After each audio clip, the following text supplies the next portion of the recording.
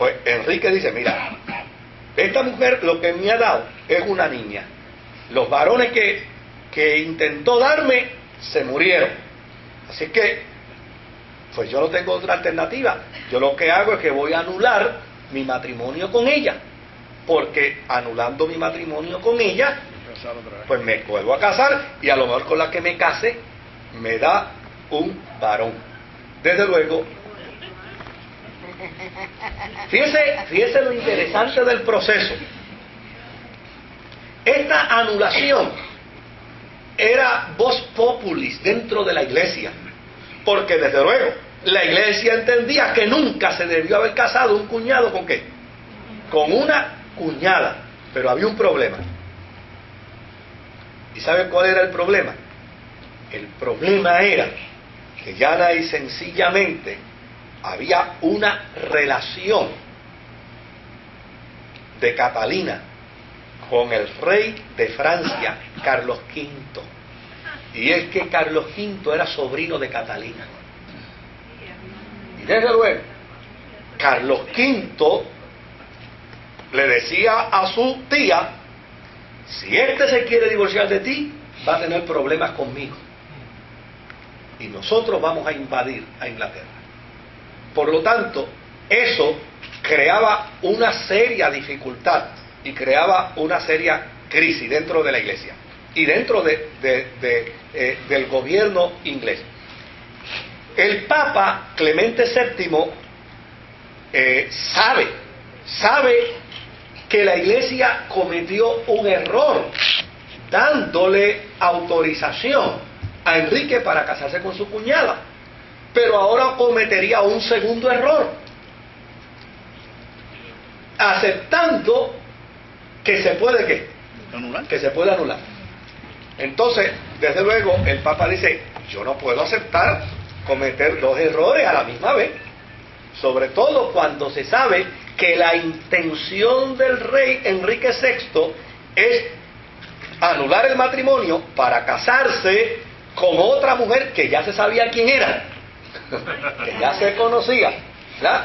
Pero desde luego, dar ese permiso era avalar entonces el que este hombre se casara con la que ya se conocía como su amante.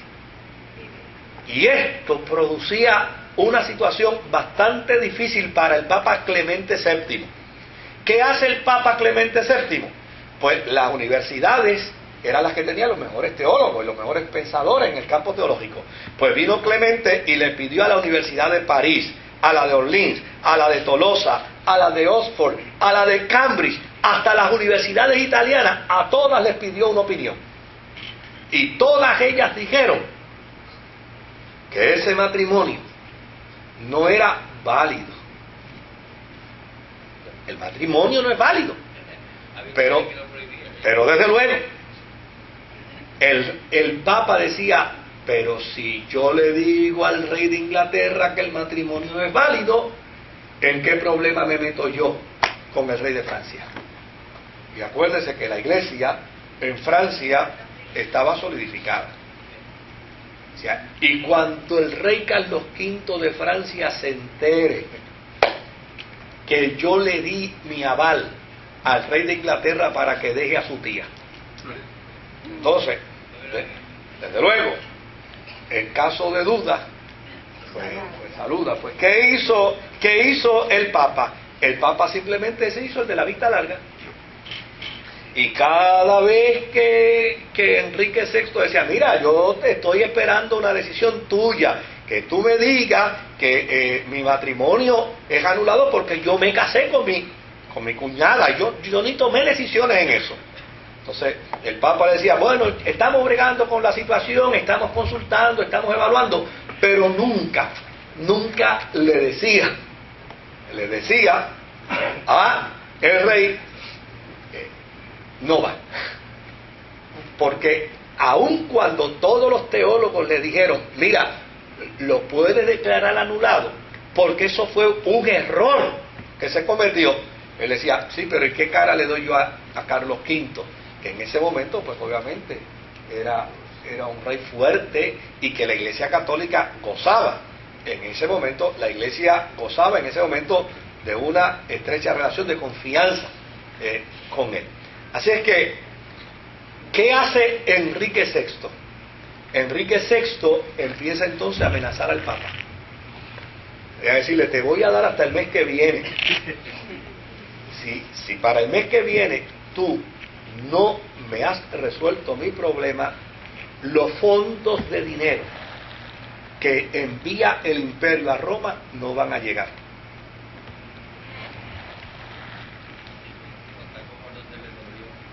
Entonces esto empezó a convertirse en una dificultad, porque para la iglesia era importante que llegaran los fondos.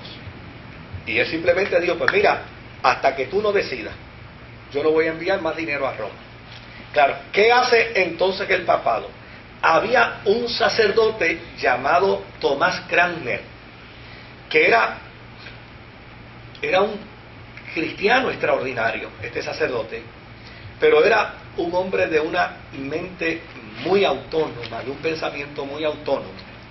Y desde luego, en la iglesia temía de él, que era muy liberal en sus posturas, en sus planteamientos, en su teología, y desde luego había que colocarlo en algún lugar, y qué mejor que colocarlo en un lugar problemático, para ver si allí se enredaba y cometía indiscreción, y entonces, pues, por lo menos eso seguía dilatando la decisión del papado, y entonces, claro, quien tenía que presentar la cara era Tomás Cranmer, y él era el que tenía que bregar con la situación, mientras el papado entonces decía, le damos largas al asunto.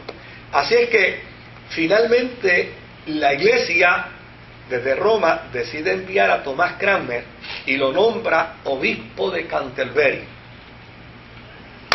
Y usted va para allá. Claro. Este Tomás Cranmer, sin querer queriendo, abre unas brechas para que el movimiento protestante empiece a afirmarse dentro de Inglaterra, juntamente con las circunstancias políticas que ya se están dando en la interrogación de Enrique VI y el papado de Roma. Desde luego, Enrique VI era antiprotestante. Inclusive, el papa al que había sucedido con anterioridad, que se llamaba León X, lo llegó a declarar inclusive defensor de la fe, porque este rey, Enrique VI, había asumido una postura antiprotestante en Inglaterra que no daba paso, bajo ninguna circunstancia, a que se formara o se creara o se pensara en un movimiento protestante. De hecho, no sé si recordamos a Wycliffe, que era inglés y que desarrolló todo su pensamiento teológico en Inglaterra y que pagó caro por ello. Pero, desde luego, la siembra de ese pensamiento teológico de Wycliffe, donde decía que había la necesidad de una iglesia nacional, o sea, de una iglesia que respondiera a Inglaterra, que naciera de teólogos ingleses, que surgiera del contexto histórico y circunstancial de los ingleses. Pues una de las cosas que postulaba Wycliffe era eso, y desde luego decía que esta iglesia tenía que estar bajo la dirección de autoridades civiles y no de un papado, sino que esta iglesia debía interactuar con el gobierno de su país, separado de Roma. Todavía ese pensamiento teológico merodeaba dentro de los ingleses. Y por el otro lado, estaba también llegando las noticias de Lutero, de que Lutero, llana y sencillamente, en Alemania, estaba ganándose la simpatía de su estado, estaba ganándose la simpatía de su país. Por el otro lado, llegaba también la noticia de Zwinglio, de que Zwinglio, allá en su tierra, en Austria, estaba disfrutando de ¿qué? También del mismo beneficio. Por lo tanto, cuando Enrique VI